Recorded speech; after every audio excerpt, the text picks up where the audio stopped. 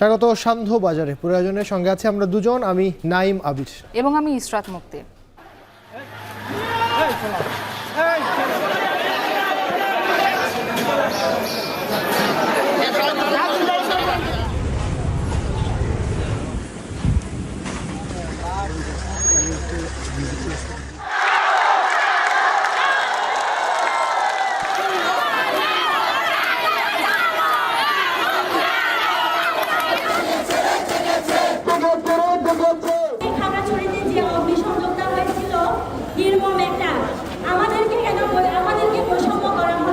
আমরা চাইবো আর যেন কারো রক্ত না ঝরে। এই হত্যাকারীদের সাথে যারা জড়িত আছে তাদেরকে অবিলম্বে গ্রেফতার করে আইনের আওতায় নিয়ে এসে বিচার করতে হবে।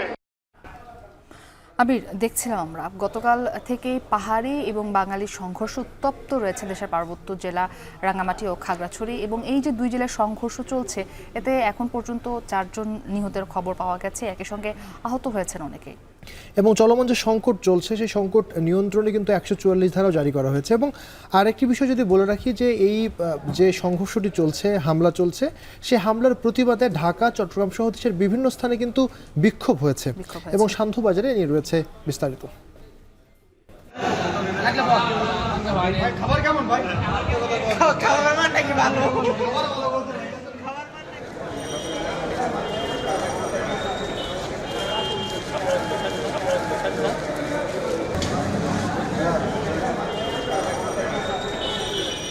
তারা আদালতে আজকে 164 ধারা জবানবন্দি দিয়েছে, তাদেরকে কোনো রিমান্ড চাওয়া হয়নি, যেহেতু তারা আজকে 164-এ তাদের সেই স্বীকারোক্তি দিয়েছে এবং তারা পরিষ্কারভাবে স্বীকার করেছে যে এই ঘটনার সাথে তারা ওতপ্রোতভাবে জড়িত।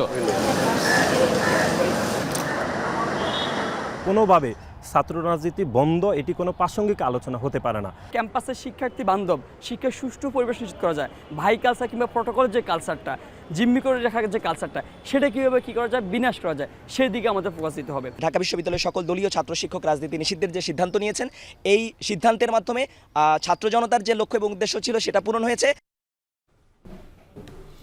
মুক্তি, দেখছিলাম বিশেষ করে গত দুদিন ধরে সবথেকে যে আলোচিত এবং সমালোচিত ঘটনা, ঢাকা বিশ্ববিদ্যালয়ের তোফাজ্জল হোসেনকে যে পিটিয়ে হত্যা করা হয়েছে এবং 6 জনকে গ্রেফতার করা হয়েছিল, তবে আজ তারা সেই 6 জনই স্বীকারোক্তিমূলক জবানবন্দি দিয়েছে। এদিকে এই ঘটনার কারণেই কিন্তু ঢাকা বিশ্ববিদ্যালয়ের রাজনীতি বন্ধের সিদ্ধান্ত নেওয়া হয়েছে। তবে এই সিদ্ধান্তে কিন্তু অসন্তোষ প্রকাশ করেছে বিশ্ববিদ্যালয়ের যে ছাত্র সংগঠনগুলো রয়েছে তারা। তবে এই সিদ্ধান্তের পক্ষে মত দিয়েছেন সাধারণ শিক্ষার্থীরা। সান্ধ্যবাজারে এই নিয়ে রয়েছে বিস্তারিত। তবে শুরুতেই পাহাড়ে সংঘর্ষের খবর জানাবো। খাগড়াছড়ি ও রাঙামাটিতে পাহাড়ি বাঙালি সংঘর্ষে 4 জন নিহত ও প্রায় অর্ধশত আহতের ঘটনায় বিশৃঙ্খলা ছড়িয়ে পড়েছে পুরো পার্বত্য চট্টগ্রামে। পরিস্থিতি নিয়ন্ত্রণে খাগড়াছড়ি সদর এবং রাঙামাটি পৌর এলাকায় 144 ধারা জারি করেছে স্থানীয় প্রশাসন। দীঘিনালার অগ্নিসংযোগ, ভাঙচুর ও হতাহতের প্রতিবাদে বিক্ষোভ মিছিল ও সমাবেশ হয়েছে ঢাকা, চট্টগ্রাম, বান্দরবান সহ দেশের বিভিন্ন এলাকায়। এদিকে 3 পার্বত্য জেলার সবাইকে শান্ত থাকার আহ্বান জানিয়েছেন প্রধান উপদেষ্টা ডক্টর মোহাম্মদ ইউনূস। এছাড়া শনিবার খাগড়াছড়ি ও রাঙামাটি পরিদর্শন করবেন স্বরাষ্ট্র উপদেষ্টার নেতৃত্বে সরকারের উচ্চ পর্যায়ের একটি প্রতিনিধি দল। সহকর্মীদের পাঠানো তথ্য ছবিতে বিস্তারিত। খাগড়াছড়ির দীঘিনালায় পাহাড়ি বাঙালি সংঘর্ষে অগ্নিসংযোগ, ভাঙচুর ও হতাহতের ঘটনায় উত্তাল পার্বত্য চট্টগ্রাম। এখন পর্যন্ত খাগড়াছড়ি ও রাঙ্গামাটিতে সহিংসতায় প্রাণ হারিয়েছেন 4 জন। জেলা জুড়ে বিরাজ করছে থমথমে পরিস্থিতি। শুক্রবার সকালে রাঙ্গামাটি শহরে পাহাড়ি বাঙালিদের মধ্যে সংঘর্ষের ঘটনা ঘটে। এ সময় আহত হয় বেশ কয়েকজন। দুর্বৃত্তরা কয়েকটি দোকানে আগুন ও বেশ কয়েকটি যানবাহন ভাঙচুর করে। পরিস্থিতি নিয়ন্ত্রণে পৌর এলাকায় জারি করা হয়েছে 144 ধারা। একই সঙ্গে খাগড়াছড়ি সদর এলাকায়ও রাত 9টা পর্যন্ত 144 ধারা জারি করেছে স্থানীয় প্রশাসন। আইন শৃঙ্খলা বাহিনীর সাথে মাঠে নেমেছে সেনাবাহিনীও। এছাড়া প্রতিবাদে বিক্ষোভ মিছিল ও সমাবেশ হয়েছে বান্দরবানে। শুক্রবার সকালে বান্দরবান প্রেস ক্লাবের সামনে পাহাড়ি ছাত্র সমাজের উদ্যোগে এই সমাবেশ অনুষ্ঠিত হয়। এ সময় বক্তারা বলেন, খাগড়াছড়িতে নিহত মামুনের হত্যাকারীদের আইনের আওতায় আনতে হবে। পাহাড়ি বাঙালি বিভেদ তৈরি করে পার্বত্য চট্টগ্রাম অশান্ত করার নীল নকশা বাস্তবায়নের ষড়যন্ত্র কখনোই সফল হবে না। প্রয়োজনে ঢাকার উদ্দেশ্যে লং মার্চের হুঁশিয়ারি দেয় সমাবেশের বক্তারা। চট্টগ্রামের চেরাগি মোড় অবরোধ করে বিক্ষোভ সমাবেশ করে বিক্ষুব্ধ যুগ্ম ছাত্র জনতা। এ সময় যুগ্মদের বাড়িঘর, দোকানপাটে হামলা, ভাঙচুর ও অগ্নিসংযোগে জড়িতদের দৃষ্টান্তমূলক শাস্তির দাবি জানানো হয়। বিচার প্রহরিতভাবে পাখির মতো গুলি করে হত্যা করা হয়েছে। এই হত্যাকারীদের সাথে যারা জড়িত আছে তাদেরকে অবিলম্বে গ্রেফতার করে আইন আওতায় নিয়ে এসে বিচার করতে হবে। এদিকে একই দাবিতে রাজধানীর শাহবাগে বিক্ষুব্ধ যুগ্ম ছাত্র জনতার ব্যানারে অবরোধে অংশ নেয় আন্দোলনকারীরা। পাহাড়ে যুগ্মদের জানমালের নিরাপত্তা নিশ্চিত করার পাশাপাশি পার্বত্য চট্টগ্রাম চুক্তি বাস্তবায়নের দাবি জানান তারা। প্রতিনিয়ত গুম, খুন, হত্যা, দর্শনের মতো ঘটনায় কোনো বিচার পাই না আমরা। পাহাড়ের মানুষজন কিন্তু কখনো ভয়ে পিছপা হয় না। চুক্তি অনুযায়ী আমাদের অধিকার ফিরিয়ে দেওয়া না হবে। আমাদের আন্দোলন তীব্র থেকে তীব্রতর পাহাড়ের প্রত্যেকটি জায়গায় সরিয়ে দিতে হবে। আমরা মনে করেছিলাম এই ২৪-এর গণঅভ্যুত্থানের মধ্য দিয়ে পাহাড়দের ভাগ্যের চাকা ঘুরবে, কিন্তু বিধিবাম যে মরতে শিখেছে অধিকারের জন্য তারা প্রয়োজনে আরেকবার মরতে শিখবে। অন্যদিকে ৩ পার্বত্য জেলায় সবাইকে শান্ত থাকার আহ্বান জানিয়েছেন প্রধান উপদেষ্টা ডক্টর মোহাম্মদ ইউনূস।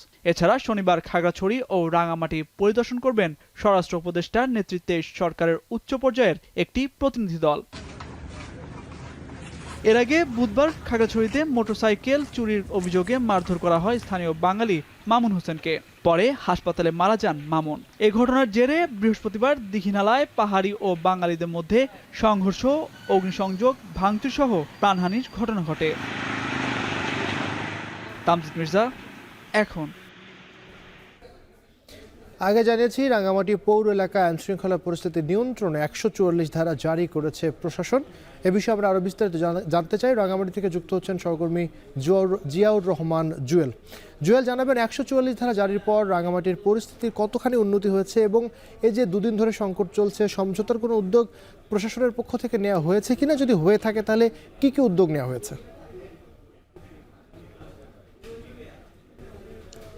আবির, যেটি বলছিলেন যে এই সহিংসতা ছড়িয়ে পড়ার মূল কারণটি আসলে গতকাল খাগড়াছড়ি যে দীঘিনালায় সেখানে বিকালবেলায় বিক্ষোভ মিছিল করেছিল একটি হত্যাকাণ্ডের জেরে বাঙালি মানুষজন সেখানে বিক্ষোভ মিছিল করেছে। এরপরেই মূলত সেখান থেকে সহিংসতা শুরু।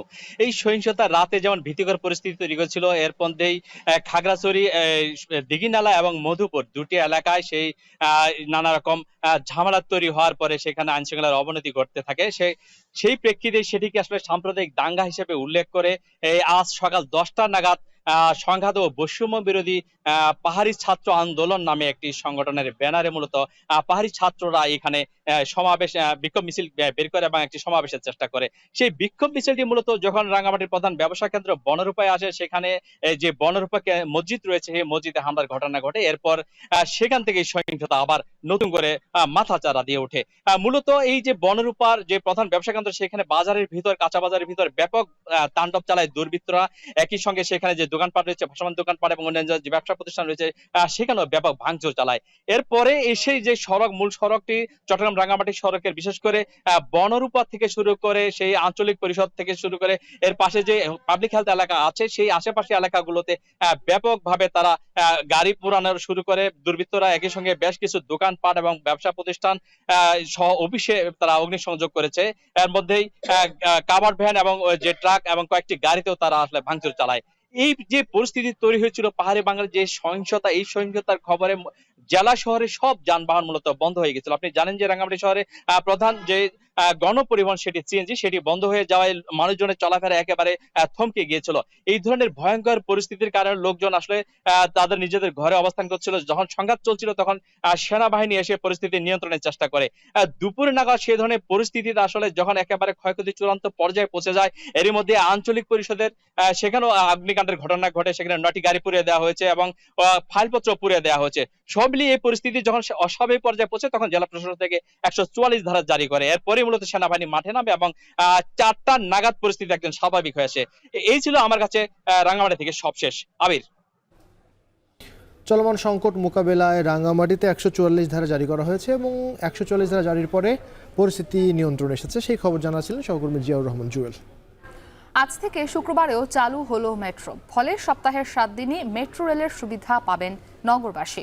এদিকে 2 মাসের বেশি বন্ধ থাকার পর খুলে দেওয়া হয়েছে কাজীপাড়া স্টেশন।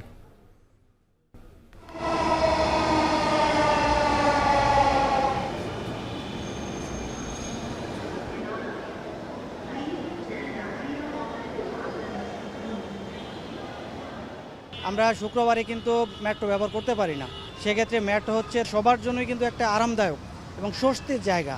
শুরু থেকেই কিন্তু আমাদের সবার মধ্যে একটা এক্সপেকটেশন ছিল যে যাতে শুক্রবারেও যাতে ফ্রাইডেতেও যাতে কাজীপাড়া স্টেশনটা চালু হয়। মেট্রো রেলের যে বাংলাদেশের অভিযাত্রা সপ্তাহে 7 দিনই চলবে, এখন এটা একটা নতুন অভিযাত্রা আমাদের শুরু হলো।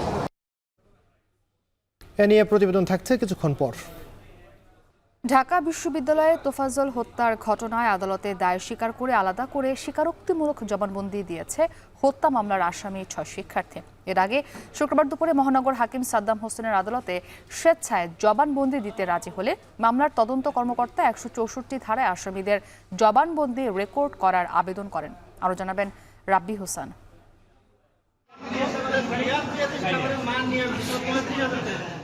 এক প্লেট ভাতের দাম আর কতই বা হবে, তবে তোফাজ্জল কি জানতো এই এক প্লেট ভাতই হবে তার জীবনের শেষ খাবার? দেশের সর্বোচ্চ বিদ্যাপীঠ ঢাকা বিশ্ববিদ্যালয়ের শিক্ষার্থীদের হাতে গণপিটুনিতে প্রাণ হারানো মানসিক ভারসাম্যহীন যুবক তোফাজ্জল হোসেন যেন বুয়েটের শিক্ষার্থী আবরার ফাহাদের প্রতিচ্ছবি। মোবাইল চোর সন্দেহে ফজলুল হক মুসলিম হলের শিক্ষার্থীরা দফায় দফায় নির্যাতন চালায় তোফাজ্জলের ওপর। এক পর্যায়ে মৃত্যুর কোলে ঢলে পড়ে সে। তার আগে তাকে খাওয়ানো হয় ডাইনিংয়ের খাবার, পরিবারের কাছে দাবি করা হয় 2,35,000 টাকা।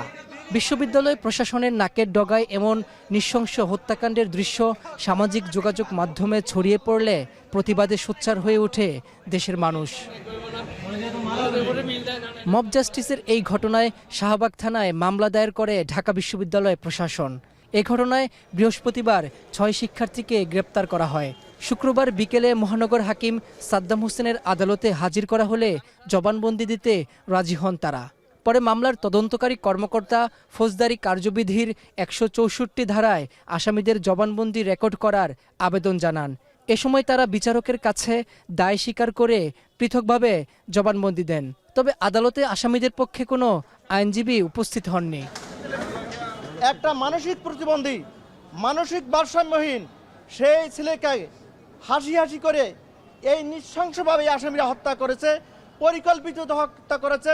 প্রধান বিচারপতির কাছে আমরা অনুরোধ জানাবো এইটা অচিরেই একটা দ্রুত আইনে বিচার করা হোক এবং তাদেরকে আসামিদেরকে দৃষ্টান্তমূলক শাস্তি দেওয়া হোক, যাতে করে বাংলাদেশে এইরকম কোনো ঘটনা আর না ঘটে।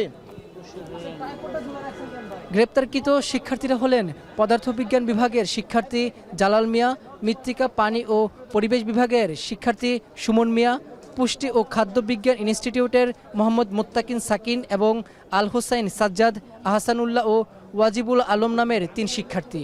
তারা সবাই একই হলের আবাসিক ছাত্র। তাদের মধ্যে জালাল মিয়া হল শাখা ছাত্রলীগের সাবেক বিজ্ঞান ও প্রযুক্তি বিষয়ক উপসম্পাদক।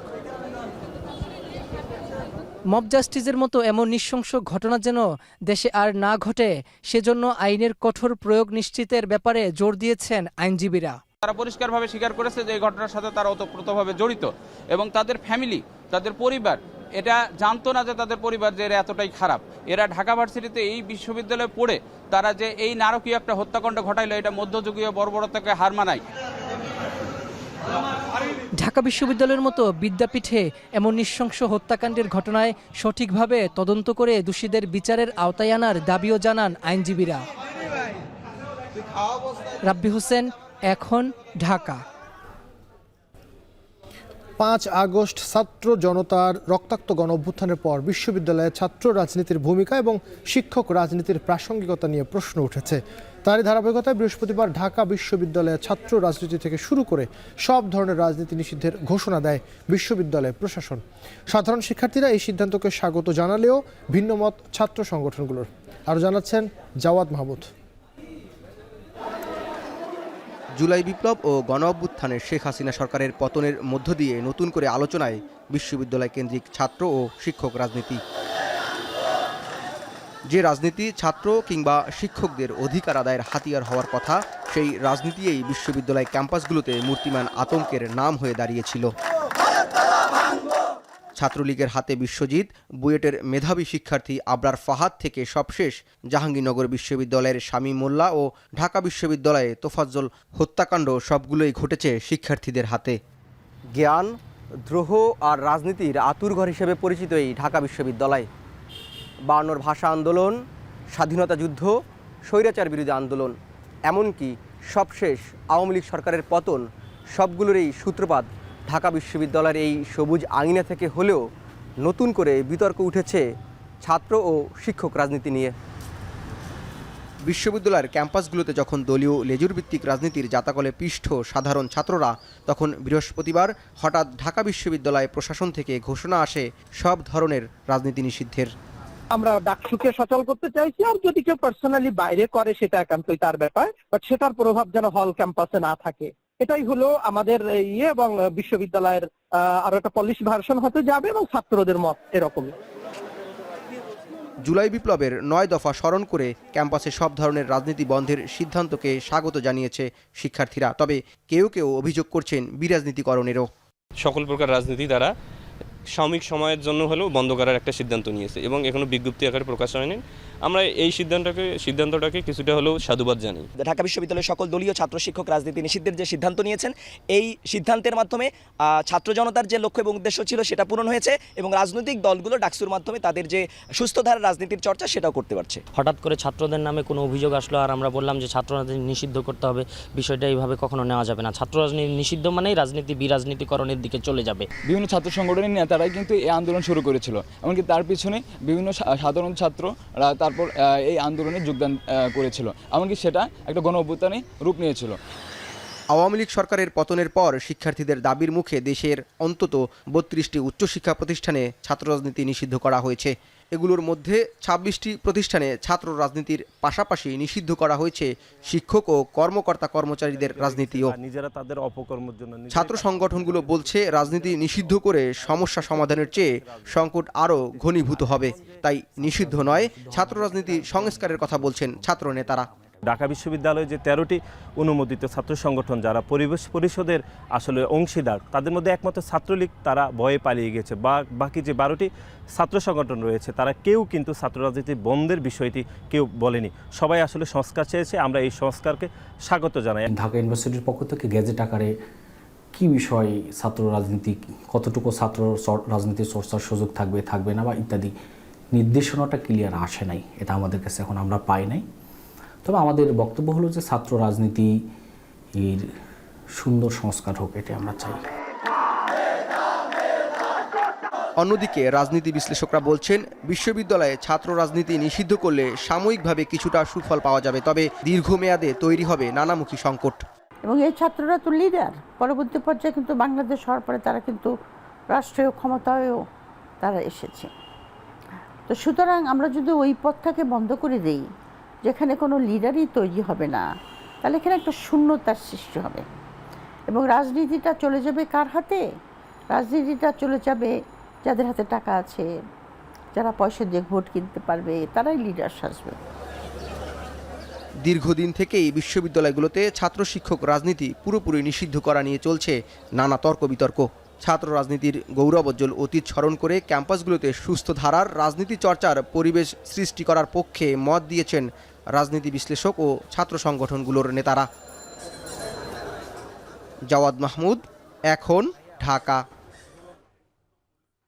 বৈষম্য বিরোধী আন্দোলনের শিক্ষার্থীদের ওপর হামলা ও সংঘর্ষের ঘটনায় গ্রেফতার করা সাবেক পরিকল্পনা মন্ত্রী ও সুনামগঞ্জ 3 আসনের সাবেক সংসদ সদস্য এম এ মান্নানকে কারাগারে পাঠানো হয়েছে।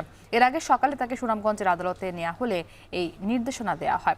বৃহস্পতিবার রাতে সুনামগঞ্জের শান্তিগঞ্জের নিজ বাড়ি থেকে গ্রেপ্তার করা হয় আওয়ামী লীগ সরকারের সাবেক এই মন্ত্রীকে। পুলিশের পক্ষ থেকে জানানো হয়, বৈষম্য বিরোধী আন্দোলন চলাকালে শিক্ষার্থীদের ওপর হামলা ও সংঘর্ষের ঘটনায় আহত এক শিক্ষার্থীর ভাই আদালতে মামলা দায়ের করেন।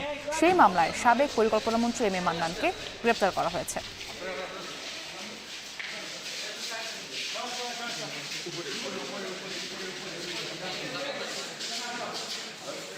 আমাদের উপর আক্রমণ চালায়, police tear shell rubber bullet নিক্ষেপ করে। এতে শত শত বিএনপি জামাত এবং ছাত্র জনতা আহত হয়, আমরা আইনজীবীরা আহত হয়, আমি নিজেও আহত হয়েছি।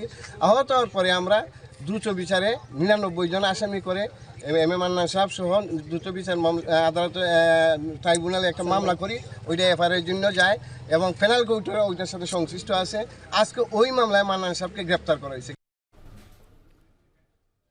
মুক্তি, খুশির খবর, মানে যখন মেট্রো রেল চালু হয় তারপর থেকে কিন্তু নগরবাসীর দীর্ঘদিনের দাবি ছিল যে শুক্রবারে কেন মেট্রো রেল চলবে না, কারণ শুক্রবারে তো অনেকে বিভিন্ন জায়গায় বেড়াতে যায়। বিশেষ করে উত্তরের বিষয়টি আমরা জানি যে দিয়াবাড়ি থেকে শুরু করে বিভিন্ন পর্যটন আকর্ষণ রয়েছে, সেখানে কিন্তু মানুষ ঘুরতে যায়। তবে সেইটা আসলে সত্যি হলো সপ্তাহে 7 দিন এখন থেকে মেট্রো চলাচল শুরু করবে। তবে শুক্রবার সময়টা বেঁধে দিয়েছে মেট্রো কর্তৃপক্ষ। তারা বলছে যে বিকেল 3:30 থেকে রাত 9:30 পর্যন্ত মেট্রোর এই সুবিধাটি নগরবাসী উপভোগ করতে পারবেন। এছাড়াও 2 মাস বন্ধ থাকার পর আজ যেটি আপনি বললেন যে আজকে কিন্তু কাজীপাড়া স্টেশনটি খুলছে, এটি কিন্তু মিরপুরবাসীর জন্য নিঃসন্দেহে একটি খুবই আনন্দের একটি বার্তা। সহকর্মী হাসিব বিলের একটি প্রতিবেদন রয়েছে, আমরা দেখে আসবো। সাপ্তাহিক ছুটির দিন শুক্রবারের বিকেল, মেট্রো রেলের প্রতিটি বগিতে যাত্রীদের এমন উপচে পড়া ভিড়। বৈকালিক ভ্রমণে কাশফুলের রাজ্য উত্তরার পানে ছুটছেন তিলোত্তমা নগরীর বাসিন্দারা। বাহন যুগের অত্যাধুনিক যান মেট্রো রেল। শুক্রবারও মেট্রো চালানোর দাবি ছিল অনেক দিনের, সেই আক্ষেপ ঘুচল নগরবাসীর। অফিস ছাড়াও সেই সব কাজকর্মের জন্য আমাদের অনেক সুবিধা হবে। আমরা শুক্রবারে কিন্তু মেট্রো ব্যবহার করতে পারি না, নিচে যানজট থাকে, অনেক ভোগান্তি থাকে। সেক্ষেত্রে মেট্রো হচ্ছে তার জন্য সবার জন্য, মানে গণপ্লেস বা সবার জন্যই কিন্তু একটা আরামদায়ক এবং স্বস্তির জায়গা। প্রতি শুক্রবার বিকেল 3:30টায় উত্তরা উত্তর স্টেশন থেকে চলবে মেট্রো। সবশেষ ট্রেন ছাড়বে রাত 9টায়। এদিকে মতিঝিল থেকে যাত্রা শুরু হবে বিকেল 4:40 আর সবশেষ ট্রেন ছাড়বে রাত 9:40। এদিকে যাত্রী চলাচলের জন্য খুলে দেওয়া হয় কাজীপাড়া মেট্রো স্টেশন। যাত্রী সেবা চালু হওয়ায় স্বস্তি ফিরেছে কাজীপাড়ার বাসিন্দাদের। মানে বাসিন্দা হিসেবে কাজীপাড়ার আমাদের এখন যেটা করতে হয়, শেওড়াপাড়াতে নামতে হয়, শেওড়াপাড়াতে নেমে এখন এখানে আসতে হয় উল্টা হেঁটে হেঁটে অথবা রিক্সা দিয়ে অথবা বাসে চড়ে। এদিন বিকেলে কাজীপাড়া মেট্রো স্টেশন পরিদর্শন শেষে ডিএমটিসিএল এর ব্যবস্থাপনা পরিচালক বলেন, মিরপুর 10 স্টেশনটিও দ্রুত চালু করা হবে। মিরপুরের জন্য একটা হাই পাওয়ার টিম করা হয়েছে আমাদের মন্ত্রণালয়ের অতিরিক্ত সচিব মহোদয়ের নেতৃত্বে, জনাব নাফিউল হাসান সাহেবের নেতৃত্বে। এই টিম এখন প্রত্যেকটা জিনিস কারিগরি লোকজন সেখানে আইটেম ওয়াইজ চেক করছেন। আইটেম ওয়াইজ চেক করার পরে 7-8 দিন লাগবে আরও। এই রিপোর্টটা পাওয়ার পরে আমরা বুঝতে পারবো যে সেখানে কী ধরনের ক্ষতি হয়েছে চূড়ান্ত বিচারে, এবং সেই মালামালগুলি দেশে বিদেশে আমদানি করে কতদিন সময় লাগতে পারে এবং কী পরিমাণ ব্যয় হবে। সরকারি চাকুরিতে কোটা সংস্কারের আন্দোলন চলাকালে ভাঙচুর ও অগ্নিসংযোগের ঘটনায় 18 জুলাই বিকেলে বন্ধ হয়ে যায় মেট্রো রেল। ভাঙচুর ও অগ্নিসংযোগ করা হয় মেট্রো রেলের কাজীপাড়া ও মিরপুর 10 স্টেশন। 1 মাসের বেশি সময় বন্ধ থাকার পর 25 আগস্ট মেট্রো রেল চালু হয়। যদিও আওয়ামী লীগ সরকারের সড়ক পরিবহন ও সেতুমন্ত্রী ওবায়দুল কাদের বলেছিলেন, মেট্রো রেল চালু হতে 1 বছরেরও বেশি সময় লাগবে। হাসিব বিল্লাহ, এখন ঢাকা। শান্তবাজারের সময় হলো ছোট্ট একটা বিরতি নেবার। ফিরছি একটু পর, সাথেই থাকুন।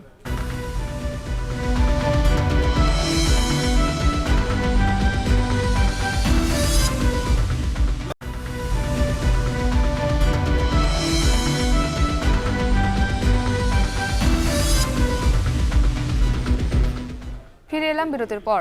দেখছেন শান্তবাজার। মুক্তি, সরকারের নির্ধারিত দামে বিক্রি হচ্ছে না মুরগির মাংস এবং একই সাথে ডিম। যদি বলি নির্দেশনা অনুযায়ী খুচরা পর্যায়ে প্রতি পিস ডিম 11 টাকা 87 পয়সায় বিক্রি করবার কথা থাকলেও সেটি আসলে বিক্রি হচ্ছে 13 থেকে 14 টাকায়। এদিকে ব্রয়লার মুরগি প্রতি কেজি খুচরা পর্যায়ে 179 টাকা 59 পয়সায় বিক্রির নির্দেশনা থাকলেও কিন্তু ক্রেতাদেরকে কিনতে হচ্ছে একটু বেশি দামে 185 থেকে 190 টাকায়। সহকর্মী আসিফ ইকবালের প্রতিবেদন রয়েছে। মন্ত্রণালয়ের নির্ধারিত দামে বিক্রি হচ্ছে না ডিম ও মুরগি। নির্দেশনা অনুযায়ী খুচরা পর্যায়ে প্রতি পিস ডিম 11 টাকা 87 পয়সায় বিক্রি করার কথা থাকলেও নগরীর বড় বাজারগুলোতে বিক্রি হচ্ছে 13 থেকে 14 টাকায়। ডিমের মতো নির্দেশনা মানছেন না মুরগি ব্যবসায়ীরাও। ব্রয়লার মুরগি প্রতি কেজি খুচরা পর্যায়ে 179 টাকা 59 পয়সায় বিক্রির নির্দেশনা থাকলেও ক্রেতাদের গুনতে হচ্ছে 185 থেকে 190 টাকা। এছাড়া সোনালী মুরগি প্রতি কেজি খুচরা পর্যায়ে 269 টাকা 64 পয়সায় বিক্রির কথা থাকলেও বিক্রি হচ্ছে 280 থেকে 290 টাকায়। বাড়তি দামে ডিম মুরগি বিক্রির কারণ হিসেবে সিন্ডিকেটকে দুষছেন ব্যবসায়ীরা। আর সরকারি নির্দেশনার পরেও নির্ধারিত দামে ডিম ও মুরগি কিনতে না পেরে ক্ষোভ জানিয়েছেন ক্রেতারা। এখন সরকারের রেট বাঙালি দিচ্ছে 48 টাকা, আর আমরা এখানে 52 টাকা ডিম পাইকারি কিনে লাগে, তাহলে আর সরকারের রেটটা কিভাবে নির্ধারিত করা যাবে? বললো আগে ছিল 260 থেকে 250 টাকা, আজকে হলো 270 থেকে 280 টাকা কেজি আসতে পাকিস্তানিটা। বাজারে হলো 180 থেকে 150 টাকা আসতে বাজারে, কেজি 10 টাকা মারছে আজকে বাজারে। ডিম আমি কিনতে দিলাম 1 ডজন, চাইলাম লালটা কিনতে, দাম বেশি, সাদাটা দিলাম ওটার দাম বেশি, এর লেগে 6টা নিয়েছি। দেখেন আমি আমার বাজারে যেটা কুলাইছে আমি এটা নিয়েছি ভাই। এখানে আসি আমরা একটু কমের জন্য মূলত, কিন্তু তারপর দেখতেছি যে জিনিসপত্রের দাম মূলত কমতেছে না। এদিকে সুখবর নেই সবজির বাজারেও। টানা বৃষ্টি ও বন্যার প্রভাবে দাম এখনো বাড়তি। কাঁচামরিচ বাদে কেজিতে 10 থেকে 15 টাকা বেড়েছে বেগুন, কাঁকরোল, বরবটি, ঢেঁড়স, চিচিঙ্গা, শসা, পটল সহ প্রায় সব ধরনের সবজির দাম। তবে কমেছে কাঁচামরিচের দাম। সোমবার 270 থেকে 280 টাকায় বিক্রি হওয়া কাঁচামরিচ কেজিতে 120 টাকা কমে শুক্রবার বিক্রি হচ্ছে 160 টাকা কেজি দরে। আজকে কাঁচামরিচের দামটা কম, একটু আস্তে আস্তে গত সপ্তাহের তুলনায় এই সপ্তাহ কমতে শুরু করছে। বৃষ্টির কারণে তো অনেকগুলো শাকসবজি নষ্ট হচ্ছে, নষ্ট হওয়ার কারণে কিন্তু দামটা একটু তুলনামূলক বেশি। আবার যে সময় আমদানি হয়ে যাবে ওই সময় দামটা একটু কমবে। সবই দেখতেছি একটু দাম বেশি আর কি। এটা যদি একটু কম হতো তাহলে আমাদের জন্য আর কি, নিম্ন আয়ের মানুষের জন্য একটু ভালো হয় আর কি। প্রতি সপ্তাহে কেজিতে 5 টাকা 10 টাকা করে বাড়তে থাকে, কিন্তু আমাদের অনেক কষ্ট হইতেছে। এদিকে তেমন কোনো স্বস্তির খবর নেই মাছের বাজারে। সব ধরনের মাছের দামই বেড়েছে কেজিতে প্রায় 5 থেকে 10 টাকা। চড়া দামেই বিক্রি হচ্ছে প্রতি কেজি পাঙ্গাস, তেলাপিয়া, চাষের কই, ছোট রুই সহ প্রায় সব ধরনের মাছ। অপরিবর্তিত আছে মাংসের বাজার। প্রতি কেজি গরুর মাংস বিক্রি হচ্ছে 700 থেকে 750 টাকায়। খাসির মাংস বিক্রি হচ্ছে 1000 থেকে 1100 টাকা কেজি দরে। আসিফ ইকবাল, এখন, ঢাকা। এদিকে রাজধানীর বাইরেও সারা দেশে সরকার নির্ধারিত দরের চেয়ে বেশিতে বিক্রি হচ্ছে ব্রয়লার, সোনালী মুরগি ও ডিম। দাম বাড়ার কারণ হিসেবে সরবরাহ কম ও পাইকারিতে দাম না কমানোর কথা জানিয়েছেন খুচরা বিক্রেতারা। সহকর্মীদের তথ্য ছবিতে বিস্তারিত জানাচ্ছেন শামীমা রহমান শাম্মী। গত 15 সেপ্টেম্বর মুরগি ও ডিমের দাম নির্ধারণ করে দেয় সরকার। 5 দিন পেরিয়ে গেলেও বেঁধে দেয়া দামে মুরগি ও ডিম মিলছে না বাজারে। বাস্তবে সরকারের নির্দেশনা শুধু কাগজে কলমেই সীমাবদ্ধ রয়েছে। সাপ্তাহিক ছুটির দিনে চট্টগ্রামের নির্ধারিত দাম তো দূরের কথা, উল্টো কেজিতে 5 থেকে 10 টাকা বেড়েছে মুরগির দাম। গেল সপ্তাহে ব্রয়লার মুরগি 180 টাকায় বিক্রি হলেও চলতি সপ্তাহে বিক্রি হচ্ছে 190 টাকায়। সোনালী মুরগির সরকার নির্ধারিত দাম 280 টাকা হলেও বিক্রি হচ্ছে 320 টাকায়। আর ডিম প্রতি ডজন বিক্রি হচ্ছে 155 টাকায়, যা সরকারের বেঁধে দেওয়া দামের তুলনায় 13 টাকা বেশি। দাম বাড়ার কারণ হিসেবে বিক্রেতারা বলছেন উৎপাদক ও পাইকারি পর্যায়ে সরকারি দাম মানছেন না অসাধু সিন্ডিকেট। তাই খুচরা পর্যায়ে সরকারের নির্ধারিত দামে পণ্য বিক্রি সম্ভব হচ্ছে না। 1000 কেজি মাল গ্রামের থেকে আনলে ওরা 100 কেজি মাল শর্ট হয়, তো শর্ট হলে আমাদের কাছে এগুলো ঘাটতিতে পূরণ করে। তো আমাদের কেজিতে 60 টাকার ঘাটতি আছে, 75 টাকা পড়ে যাবে। কাস্টমারের সিলেট টাকা দেয় না, 80 টাকা পড়ে যায়। আমাদের ম্যাক্সিমাম 90 টাকা ফার্ম বেচতে হবে। আমরা এখান থেকে মাল আনি, আমরা এখান থেকে বিক্রি করি। আমরা কেজি 5 টাকা 10 টাকা লাভের মাল বিক্রি করি। ঠিক আছে, আপনারা ধরতে হবে, অভিযোগ চালাতে হবে, ওখানে চালাতে হবে যেখানে মেন আড়ত আছে ওইখানে। বন্যা পরিস্থিতি হয়েছিল, ওই বন্যা পরিস্থিতিতে অনেক ঘাটতি হয়েছে, এই ঘাটতিটা পূরণ করতে সময় লাগে। আমরা এগুলো লোকাল খামার থেকে কিনতে হয়, আমরা বেশি দাম দিয়ে কিনতে হয়, ওরা বিভিন্ন ধরনের এটা ওটা বুঝে বেছে আমরা কিনতে হয়। এদিকে বৈরী আবহাওয়া, বন্যা ও সপ্তাহ জুড়ে চলমান তাপদাহের কারণে ময়মনসিংহের প্রান্তিক পর্যায়ের খামারগুলোতে 40% কমেছে ডিমের উৎপাদন। বাজারে তৈরি হয়েছে সরবরাহ ঘাটতি। এ কারণে সরকারের বেঁধে দেওয়া দামে মিলছে না ডিম। সপ্তাহের ব্যবধানে হালিতে 2 থেকে 3 টাকা বেড়ে বর্তমানে ডিম বিক্রি হচ্ছে 53 থেকে 54 টাকায়। তবে সরবরাহ স্বাভাবিক থাকায় নির্ধারিত দামেই মিলছে মুরগি। এই রেটে তো এই রেট সরকারের রেট, আমরা জিনিস না পারলে বেচবো কই? আমরা তো অনেক দামে বেশি কিনতেছি, তারপরে তো যে ঘর খালি ডিম নাই, ডিম পাই না। গত সপ্তাহে কিনছি 50-55, এই সপ্তাহে 60 টাকা কিনছি। আছে ডিম, মুরগির ডিম। সরকার যে দাম মূল্য বেঁধে দিচ্ছে এটা হয়তো আমরা কিনতে পারতেছি না। স্বস্তি নেই কুমিল্লার বাজারেও। সেখানেও বেঁধে দেওয়া দামে মিলছে না কোনো পণ্য। উল্টো সপ্তাহের ব্যবধানে বেড়েছে ডিম ও মুরগির দাম। কুমিল্লার খুচরা বাজারগুলোতে প্রতি ডজন মুরগির ডিম বিক্রি হচ্ছে 165 থেকে 170 টাকায়। ডিমের বাজার ঘুরে ক্রেতা যখন মুরগির বাজারে স্বস্তি নেই সেখানেও সপ্তাহের ব্যবধানে 20 টাকা বেড়ে ব্রয়লার বিক্রি হচ্ছে 185 থেকে 190 টাকায়। সোনালী 270 টাকা আর লেয়ার কিনতে গুনতে হচ্ছে 320 টাকা। এটি যারা পাইকারি মাল বেছে, পাইকারি যারা এনে দিয়ে যায় তার কাছে হইবেন, আমরা কাছে পাইতেন না। আমরা তো মাল যা দিতে আছে তারা লিখে দিয়ে দিয়েছে, আমরা 5-7 টাকা 10 টাকা কেজিতে লাভ করে ব্যস্ত আছি। চারিদিকে বন হয়েছে, খামার টামার নষ্ট হয়েছে, তো এই কারণে দাম বেশি। ক্রেতারা বলছেন সবশেষ গত মার্চে উৎপাদক থেকে ভোক্তা পর্যায়ে 29 পণ্যের দাম বেঁধে দিয়েছিল আওয়ামী লীগ সরকার, যার সুফল পাননি ক্রেতারা। নতুন সরকার গঠন হলেও একই পথে হাঁটছেন ব্যবসায়ীরা, তাই বাজার তদারকি জোরদার করার দাবি জানিয়েছেন ক্রেতারা। শামীমা রহমান শাম্মী, এখন। শান্ত বাজারে নিচ্ছে আরও একটি ছোট্ট বিরতি। ফিরছি কিছুক্ষণের মধ্যে, সঙ্গে থাকুন।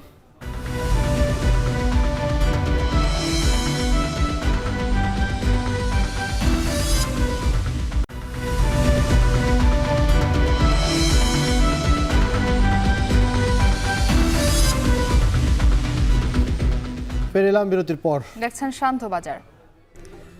শ্রীলঙ্কার প্রেসিডেন্ট নির্বাচনকাল।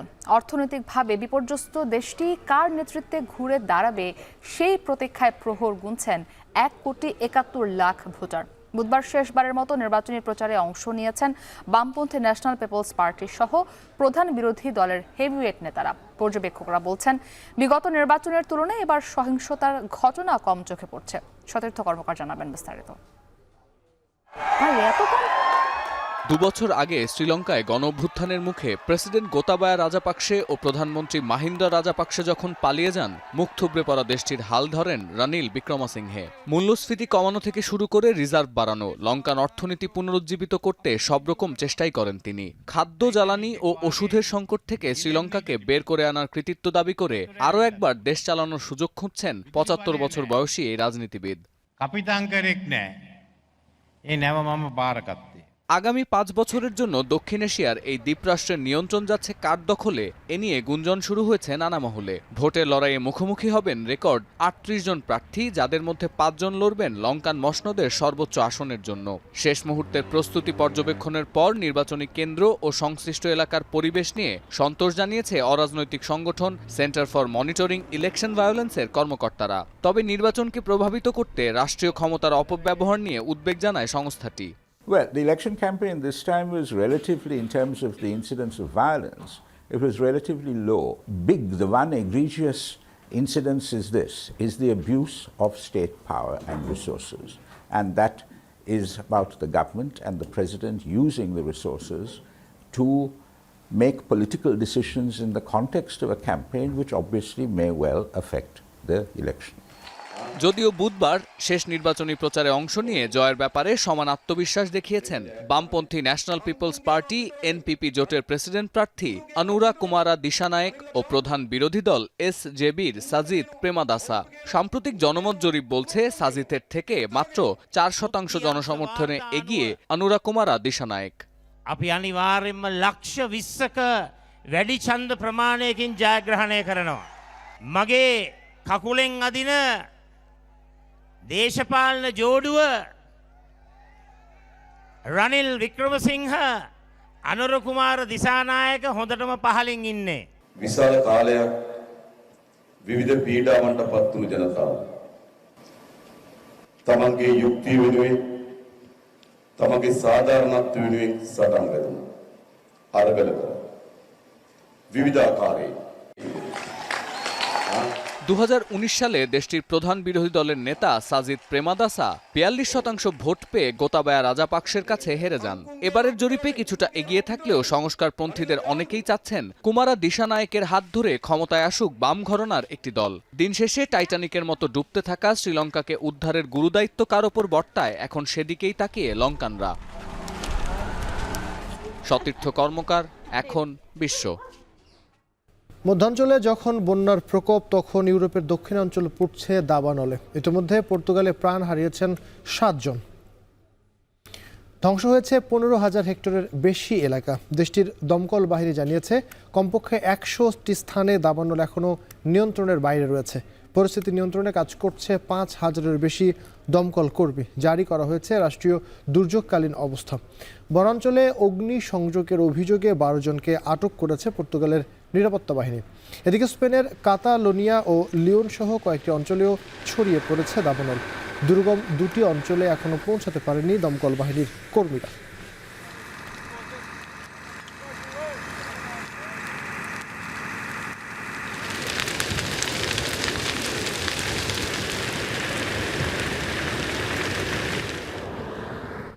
শেষ করছি সান্ধ্যবাজার। এখন টেলিভিশন ওয়েবসাইটে দেখতে ভিজিট করুন www.ekhon.tv। এছাড়াও ফেসবুকে দেখুন facebook.com/tv.ekhon আর ইউটিউবে দেখুন youtube.com/c/ekhon tv।